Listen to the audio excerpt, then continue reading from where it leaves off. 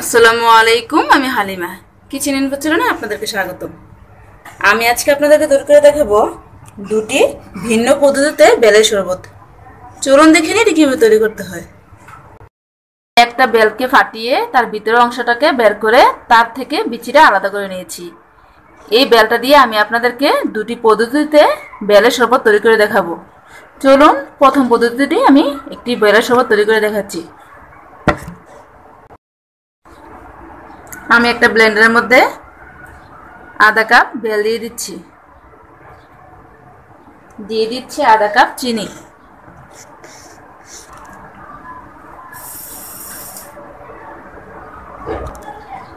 দিয়ে দিচ্ছি 1 টেবিল চামচ লেবুর রস, দিয়ে দিচ্ছি সামান্য লবণ। এখন দিয়ে দেব 150 ml পানি। এখন আমি এটাকে ব্লেন্ড করে নেব। আমি এটাকে ব্লেন্ড করে নিয়েছি। এখন আমি একটা ছাঁকনি দিয়ে এটাকে ছেঁকে নেব।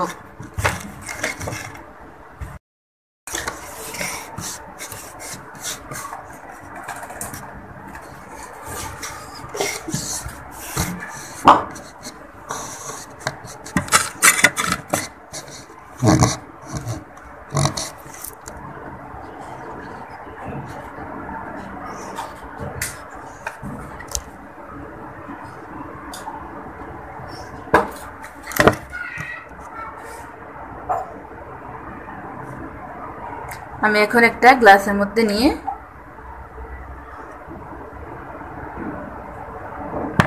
পরিবেশন করে দেখাচ্ছি। এখন আমি 4টা বরফ কুচি দিয়ে এটাকে পরিবেশন করে নিচ্ছি। এখন আমি আরেকটি শরবত তৈরি করে দেখাচ্ছি। আমি দিয়ে দিচ্ছি আধা কাপ বেল, দিয়ে দিচ্ছি আধা কাপ চিনি,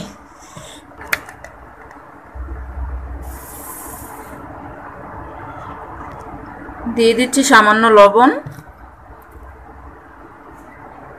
দিয়ে দিচ্ছি 2 টেবিল চামচ গুঁড়া দুধ, দিয়ে দিচ্ছি হাফ চা চামচ এলাচের গুঁড়া। এখন দিয়ে দেব 200 ml মতো পানি। এখন আমি এটাকে ব্লেন্ড করে নেব। আমি এটাকে ব্লেন্ড করে নিয়েছি। এটাকে আগের মতো সেম পদ্ধতিতে আমি এটাকে আবার ছেঁকে নেব।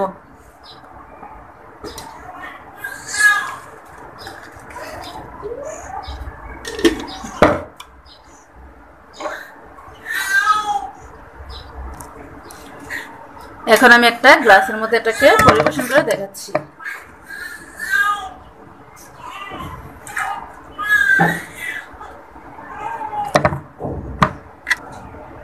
দিয়ে দিচ্ছি 4টি বরফ কুচি। আমার দুটি বেলের শরবত রেডি হয়ে গেছে।